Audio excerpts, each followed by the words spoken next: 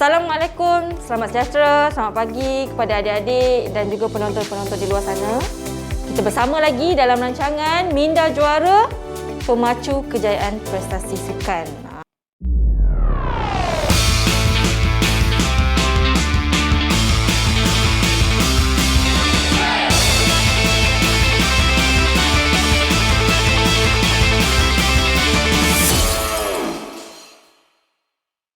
Untuk episod hari ini, kita akan berkenalan ataupun kita akan kongsikan salah satu topik yang kerap ataupun dia bukan kerap lah, dia kerap terjadi di dalam situasi sukan. Saya rasa adik-adik pun pernah alami benda ni, iaitu kawalan kebimbangan dalam sukan. Ataupun lebih dikenali, ada orang sebut apa? Nervous lah, takut lah, macam-macam lagi istilah-istilah. Sekarang kalau ada yang panggil mental lah, nak game je mental lah, stres je aku mental lah, itu semua salah satu yang dimaksudkan dengan kesan daripada kebimbangan itu. Tapi apa yang dimaksudkan dengan kebimbangan ataupun anxiety ini? Okey, kebimbangan adalah sebuah ataupun satu kesan daripada secara kognitif ataupun fizikal yang disebabkan oleh situasi-situasi yang berlaku di sekeliling seseorang. Itulah adalah maksud kebimbangan. Dan kebimbangan ni dia ada pelbagai jenis. Okey, pelbagai jenis. Yang pertama, kebimbangan trait dan juga kebimbangan sementara. Kebimbangan trait ni adalah kebimbangan yang disebabkan memang personality dia tu memang jenis yang cepat, kalau kita panggil cepat cuak, cepat nervous, yang jenis kelang kabut, sebab personality dia macam tu. Itu yang membuatkan dia senang nak bimbang. Okey, yang kedua, kebimbangan sementara. Kebimbangan sementara ni apa? Okey, kebimbangan sementara ni dia terjadi disebabkan oleh ketika itu saja. Seperti contoh, ada faktor-faktor lain di sekeliling yang berlaku ataupun situasi-situasi tertentu yang berlaku ketika itu, dan dia mula merasa bimbang. Dia mula menghasilkan simptom-simptom kebimbangan. Itu adalah kebimbangan sementara. Yang ketiga, kebimbangan kognitif. Kebimbangan kognitif ni apa? Kognitif ni kita boleh katakan juga, atau nama lain dia, pemikiran kita. Cara kita memproses sesuatu maklumat. Apa simptom-simptom ataupun tanda-tanda kebimbangan kognitif ini? Apabila fikiran kita, minda kita, mental kita mula berfikir sesuatu yang negatif ataupun sesuatu yang tidak relevan ketika itu. Yang keempat, kebimbangan somatik. Kebimbangan somatik ni adalah secara reaksi fisiologi badan kita. Sebagai contoh, macam jantung berdebar-debar, badan kita macam berpeluh, tempat yang sejuk kita berpeluh, tempat yang panas kita sejuk. Contoh macam tu. Lagi menggigil, itu semua kebimbangan somatik. Okey, itu adalah beberapa jenis kebimbangan lah, supaya adik-adik tidak confuse ataupun dah jelas lah dengan apa itu kebimbangan. Tapi macam mana saya nak tahu saya tengah bimbang ke tak bimbang ke? Kita tengok video ni di mana adik-adik kita berkongsi macam mana bila dia orang bimbang tu, bila mereka bimbang, simptom apa yang berlaku, apa yang terjadi kepada pemikiran dan tubuh badan mereka. Jom kita saksikan. Simptom yang berlaku ketika saya mengalami kebimbangan, iaitu degupan jantung saya akan berdegup kencang, di mana saya ketika berada di shooting line. Simptom kedua iaitu sebelum hari pertandingan, saya merasakan perut saya tidak selesa. Simptom ketiga ialah saya merasa tangan saya berpeluh ketika berada di shooting line. Selalunya saya akan tangkap senjata ke dalam pertandingan, iaitu ketika saya melakukan teknik-teknik lah. Yang kedua, perut saya berasa tidak selesa semasa pertandingan.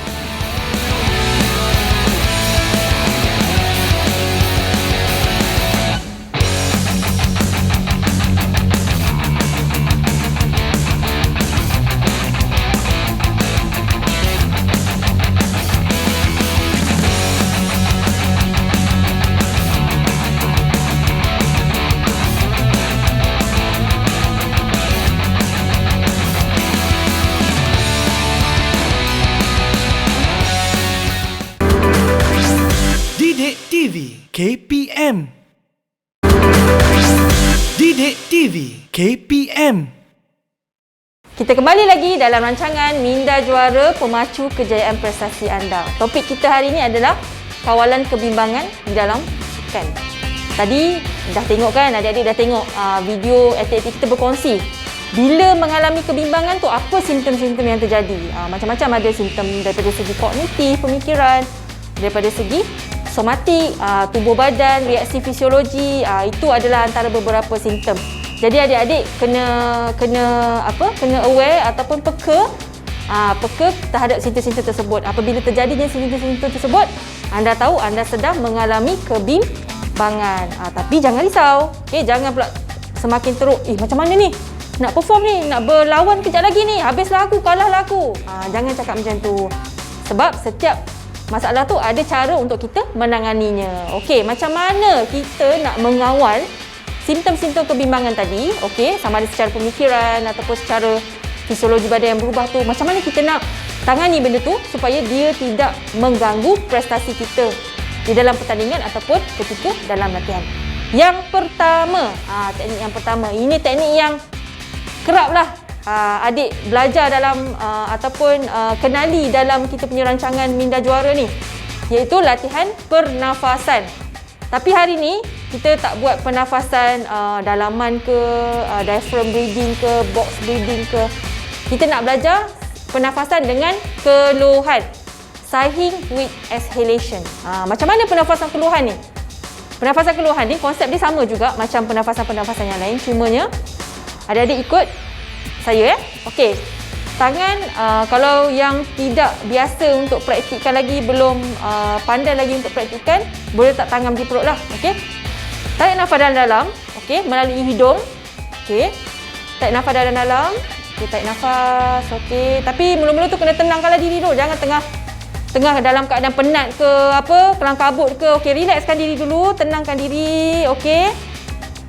Bila anda dah okey, dah tenang, okey, dah bersedia, okey, fikiran pun dah tak serabut, okey, dah boleh keluarkan apa yang mengganggu tu. Okey, sekarang dengan menggunakan hidung, tarik nafas perlahan-lahan.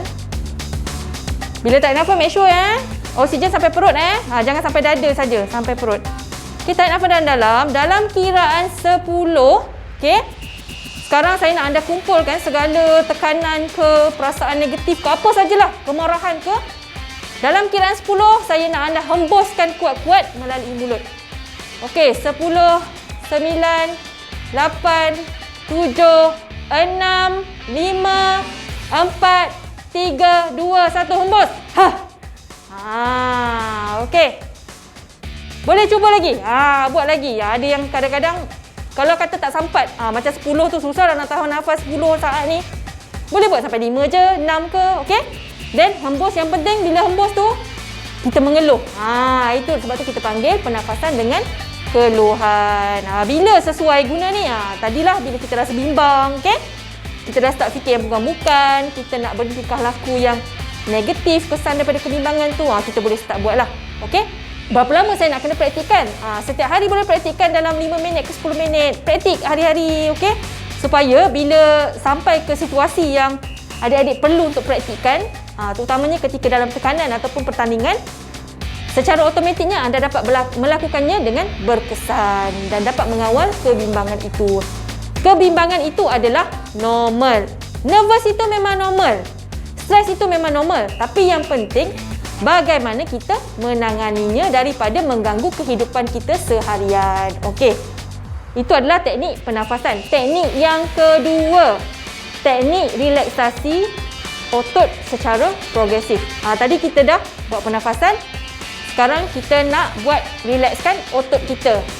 Sebab tadi saya ada bagi tahu kebimbangan ada 2 jenis kan. Satu pemikiran, satu lagi somatik, tubuh badan kita. Okey, bila nak kena buat teknik relaksasi progresif otot ni? Yang tadilah simptom kita jantung berdebar, okey? Badan rasa ketat, tangan menggigil kan? Perut rasa tak selesa kan? Macam nak buang air besar tapi tak buang air besar. Itu kita panggil perut tak selesa lah. Alright. So kita mulakan, anda boleh gunakan daripada kepala ke bawah ataupun kaki ke atas. Okey. Contoh. Bila kita nak relaksasi progresif otot, kita kena kontrakkan dia, tegangkan dia, tahan dan release. Kita start dengan tangan, okey? Genggamkan tangan. Okey. Okey, tarik nafas perlahan, tegangkan dia, ketatkan dia. Release. Okey, tangan kiri pula. Genggamkan dia, ketatkan dia. Okey, tarik nafas. Okey, tahan. Release. Itu tangan lah. Okey, kalau macam bahu ni, kalau kita biasa kan kadang-kadang stres ke kan, penat ke, kita rasa tegang kat sini kan. Kita boleh buat macam ni. Okey, kita angkat. Ni kita tarik nafas, tegangkan. Ketatkan dia. Boleh buat berulang kali lah. Okey. Kalau rasa yang kat belakang ni, kalau saya boleh pusing, anda boleh buat juga. Dia lebih kurang juga anda buat latihan macam warm up, stretching tu. Tapi dengan cara anda ketatkan, tahan and then release. Okey, itu adalah relaksasi progresif otot. Boleh buat jugalah kat kaki ke. Boleh teruskan macam kaki ke. Anda boleh guna cara yang sama. Dan macam mana kalau hari pertandingan, kat mana saya nak buat dulu, kaki dulu ke, tangan dulu ke, kepala dulu. Bergantung ketika tu perut tak selesa ke, tangan yang tak selesa ke, itu bergantung kepada apa yang terjadi pada hari tu. Simptom-simptom yang anda rasakan. Tapi kalau macam nak praktis, kena buat satu badan lah. Tapi kalau bila hari pertandingan, sesuatu situasi yang memerlukan anda untuk meriliskan otot tu dengan cepat, kena fokus kepada bahagian yang berada dalam tekanan tu. Okey? Itu adalah teknik relaksasi progresif otot. Okey, kita pergi kepada teknik yang seterusnya. Bila anda mengalami simptom-simptom kebimbangan, ingat balik. Okey? Apa matlamat anda di kejohanan ataupun pertandingan itu? Kenapa kena ingat matlamat ni? Apa tujuan aku datang sini? Apa tujuan aku pergi pertandingan ni? Apa tujuan aku masuk sekolah sukan ni? Apa tujuan? Apa matlamat? Apa yang saya hendak? Apa yang saya mahu apabila saya memilih untuk berlatih dalam sukan ini? Ingat balik matlamat tu. Selalunya yang kerap adik-adik tetapkan matlamat adalah ingin berjaya, ingin bergelar seorang atlet Malaysia, ingin mengharumkan nama mak ayah, nama sekolah, nama negara di peringkat dunia. Bila kita rasa bimbang dan kita ingat balik matlamat kita tu, kita akan berusaha untuk menanganinya. Bila kita macam mengabaikan matlamat, kita rasa rendah, motivasi rendah, tahap motivasi rendah, kita akan membiarkan kebimbangan itu mengganggu prestasi sukan kita. Itu bezanya orang ada matlamat dengan orang tidak ada matlamat. Okey, itu adalah teknik yang kedua. Kita ada banyak lagi sebenarnya cara-cara ataupun teknik-teknik untuk menangani kebimbangan dalam sukan. Kita berehat sementara, kita jumpa selepas ini.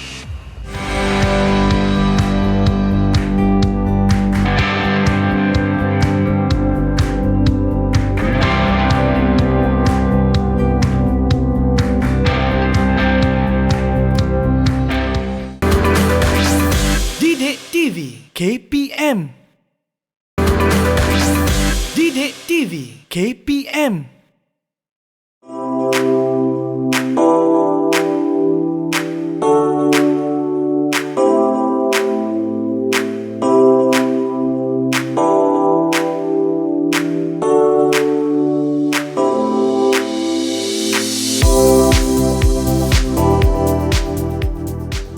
Kita kembali lagi dalam rancangan Minda Juara Pemacu Kejayaan Prestasi Sukan. Topik kita hari ini adalah kawalan kebimbangan dalam sukan.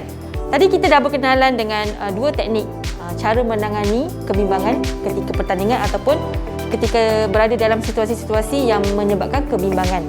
Okey, teknik yang ketiga, meningkatkan kawalan tumpuan kita ataupun tahap konsentrasi kita. Macam mana nak tingkatkan tumpuan ni boleh membantu dalam menangani kebimbangan. Okey, apabila kita mempunyai tahap penumpuan ataupun tahap konsentrasi yang tinggi, kita dapat mengalihkan perhatian kita daripada simptom-simptom kebimbangan tadi kepada sesuatu perkara yang lain.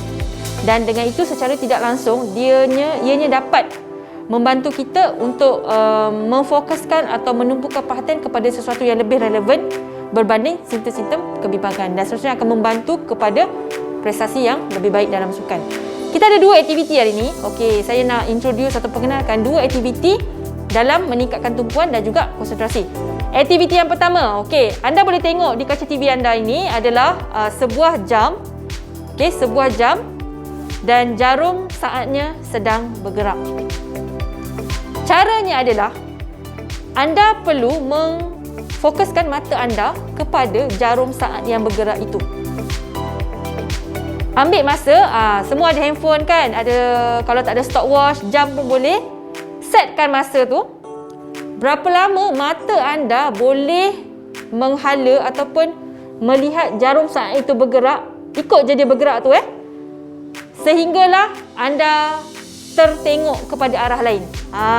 Anda mengalihkan anda punya mata tu kepada benda lain. So stopkan masa tu. Berapa lama anda boleh bertahan mata anda? Okey, adik-adik boleh buat.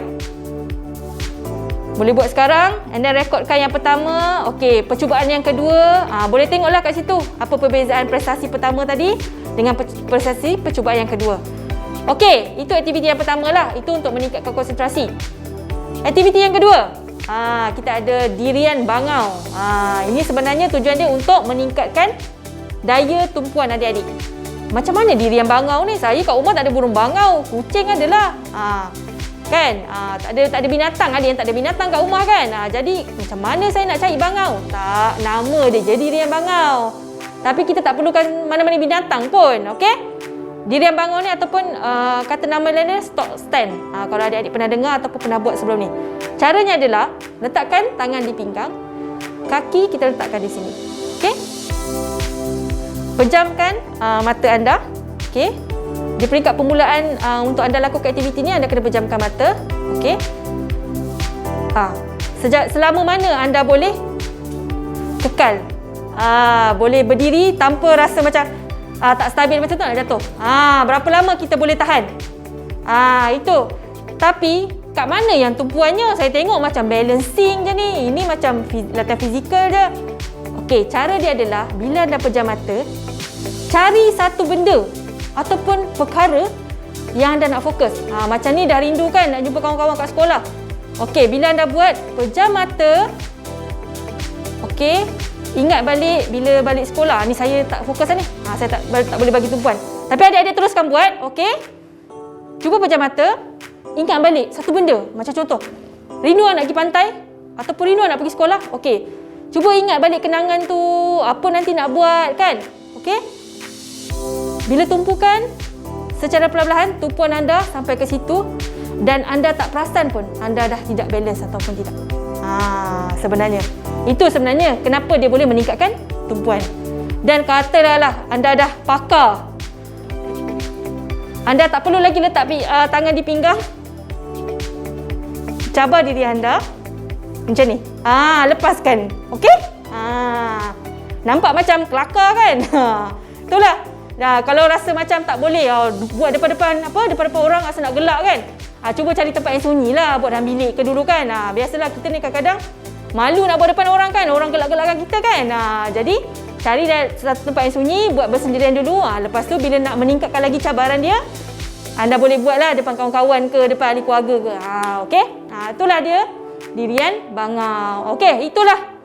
Daripada tadi kita dah berkenalan dengan salah satu lagi teknik, iaitu kawalan kebimbangan dalam sukan. Okey? Bagaimana jenis-jenis kebimbangan, simptom-simptom kebimbangan yang kita pernah alami ataupun anda akan alami, dan macam mana kita nak menanganinya daripada mempengaruhi prestasi kita dalam sukan. Okey? Saya harap adik-adik praktikkan. Kena mempraktikkan latihan psikologi sukan ni. Anda kena praktikkan sama macam latihan fizikal. Barulah bila anda berhadapan dengan situasi yang genting ataupun situasi yang memerlukan anda untuk menggunakan aplikasi psikologi sukan tadi, barulah dia boleh memberi kesan yang positif. Okey?